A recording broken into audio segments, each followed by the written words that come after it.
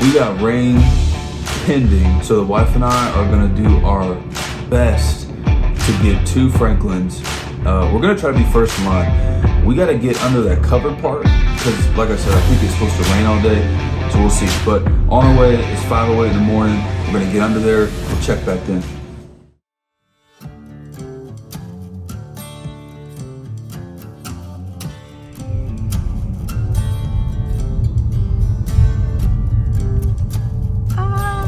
Oh my gosh. We're first in line, go for it. First, baby.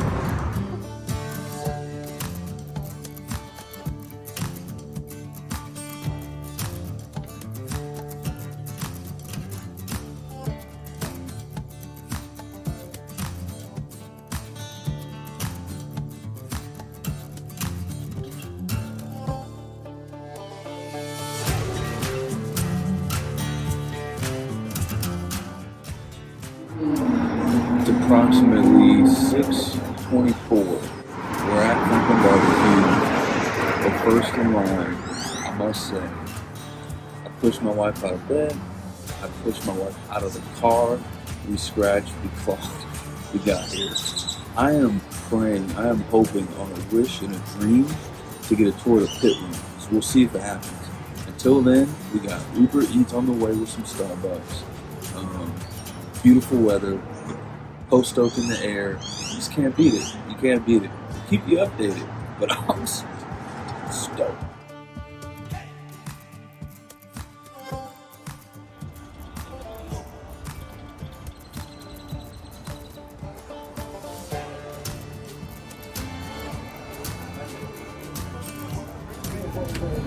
Game time.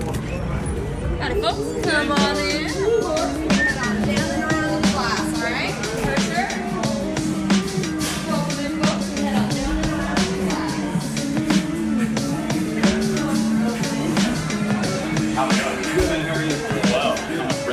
Yeah, man, we'll do a pound of brisket. 1 pound? Yeah. You doing any pork ribs? Oh, yeah, we'll do a pound of brisket. Yeah.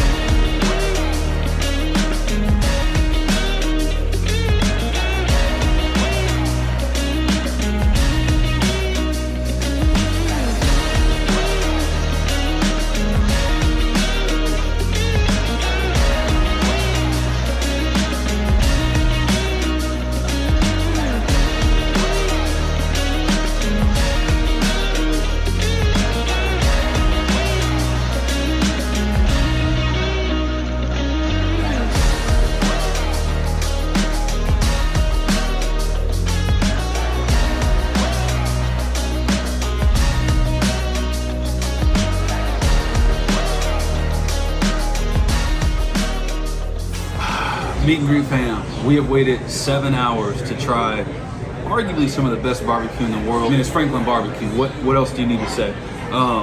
We have a pound of brisket, a pound of ribs, 2 sausage, all the sides, and I'm just gonna destroy this. We got the first brisket out of the warmer. He cut off a little burn end. I'm gonna take this thing down. I'm so excited, guys.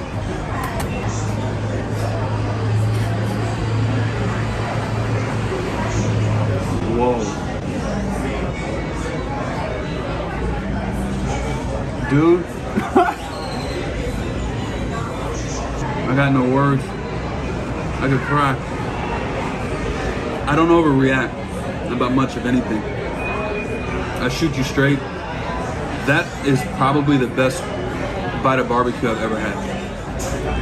We're gonna dig in, but I want to touch on something real quick because I wish this existed. So when you come to Franklin, they get your order before you get inside. So you decide what you want before you get in there. Sometimes it's difficult to figure out how much do I need, what's a quarter pound, what's a half pound look like. So before we destroy all this, I'm just gonna show you, and hopefully this helps you when you guys are at Franklin. So check this out. This is 1 pound of brisket. These are the burn ends here. But this is some point, some fatty right here. And then there's some lean. This is probably 1, 2, 3, 4, 5, 6, 7 slices in total between the point and the lean. And that's a pound. These are 3 spare ribs, pretty large spare ribs. That's a pound of spare ribs. 2 sausage links. So if you guys are trying to figure out how much to get, use this as a guide. A pound of brisket is about 7 slices. A pound of ribs is about 3 ribs. So hope that helps. We're gonna dig in.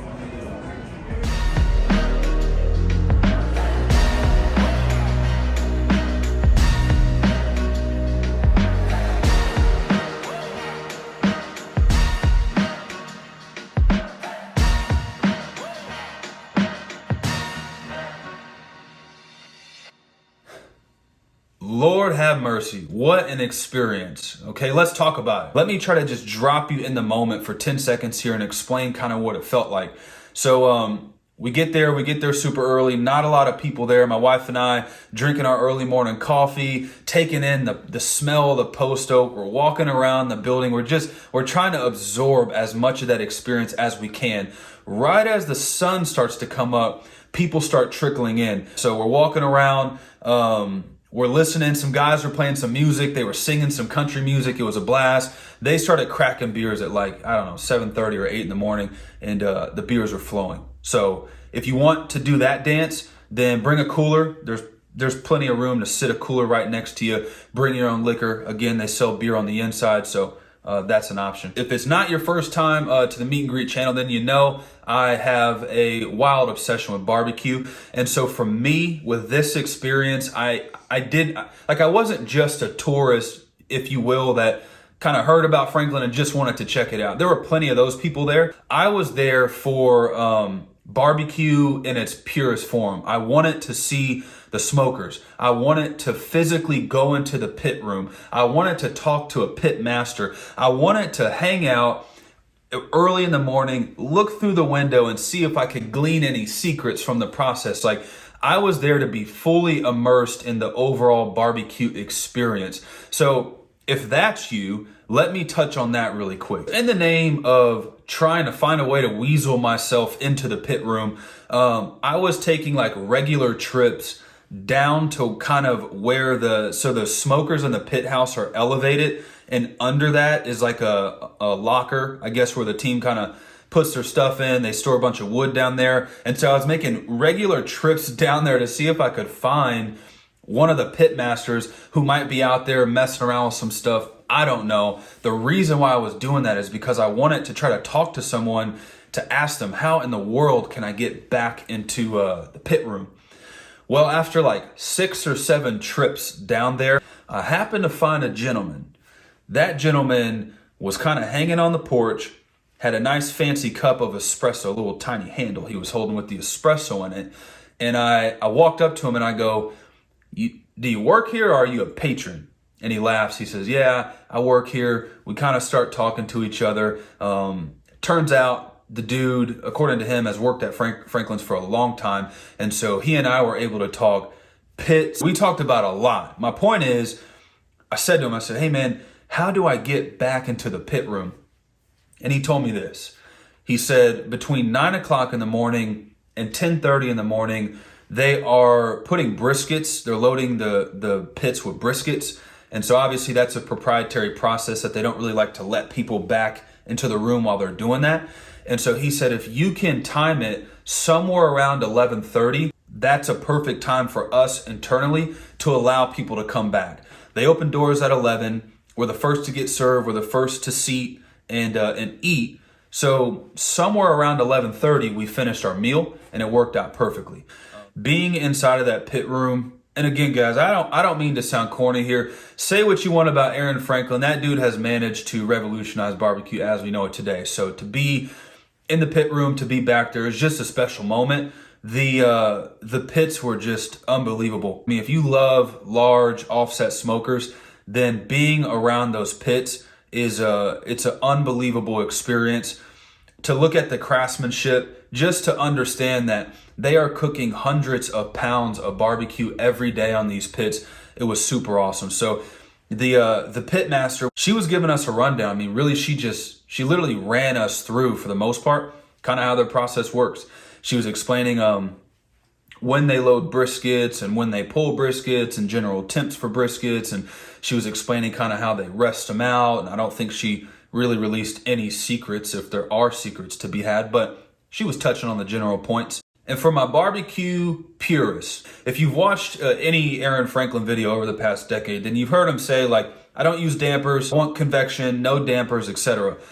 When I was there were definitely dampers on the 1,000-gallon pit. So I thought that was interesting. From 5:30 in the morning on to when we left, the dampers were only about a quarter of the way open. And when we got into the pit room, which was around 11:45-ish, the pitmaster told me, she said, hey, we just loaded briskets on here. She said verbatim, we are cooking them at a lower temperature to set our bark. And I looked in the fire. I looked in the firebox. It looked like they had some kind of bundle fire going on. It looked pretty compressed. The flames were not all over the place. It did not look like a high heat, high convection fire. So that was in alignment with what she was saying, which I thought was pretty cool. And then on the way out, I checked the dampers again, and they were still closed down. They were only open about a quarter of the way. So the whole Franklin barbecue, we don't use dampers. I don't know if that's all the way true because I saw it. I was there. Definitely dampers. Now, it wouldn't be a Franklin barbecue vlog, video, whatever you call this, without summarizing the food. If you're still watching this, I appreciate you. Let's touch on the food. Let's start with brisket.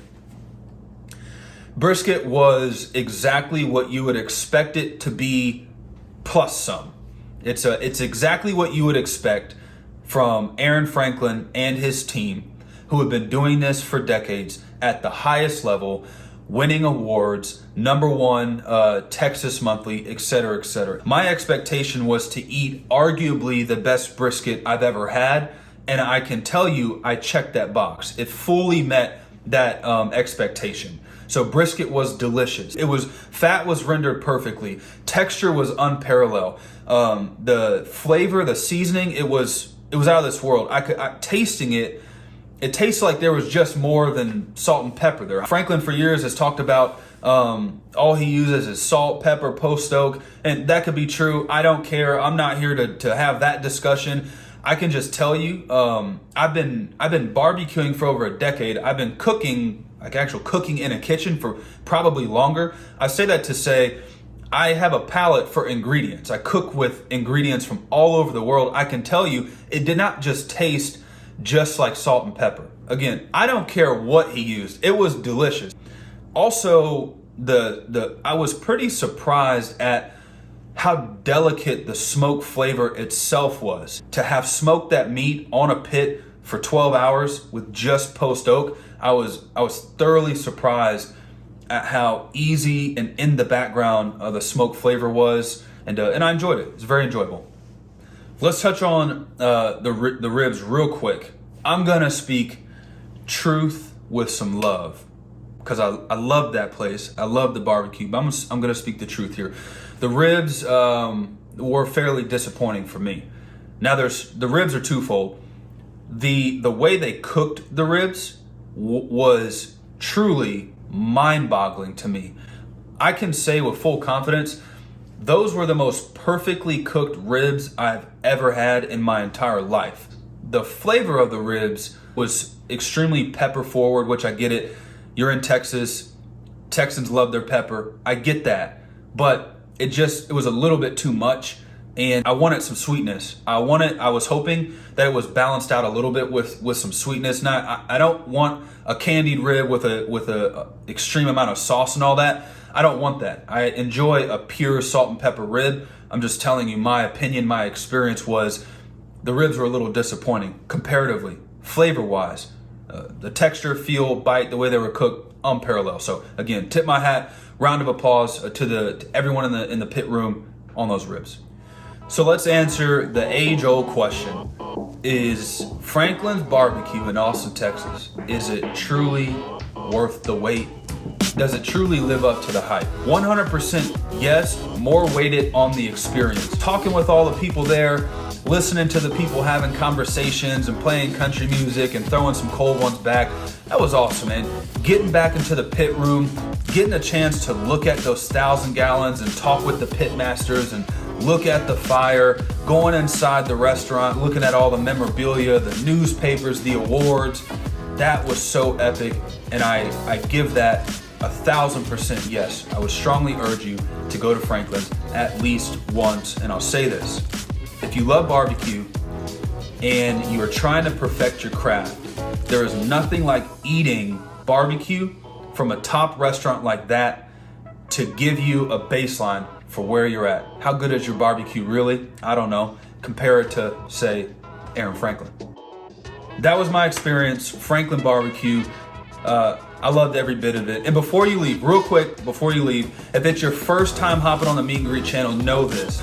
This channel, this is a community built by the people for the people. It's built by you and for you. And so I appreciate you hanging around. It's built for the people in the back of the back who just want to cook some damn good barbecue. I'm building a 500-gallon smoker. It's modeled off of the Franklin style smoker, if you will. And so that was a beast to do. So if you want to check those out, those are super fun videos. And I appreciate you guys. Thanks for checking me out. Meet and Greet, over and out.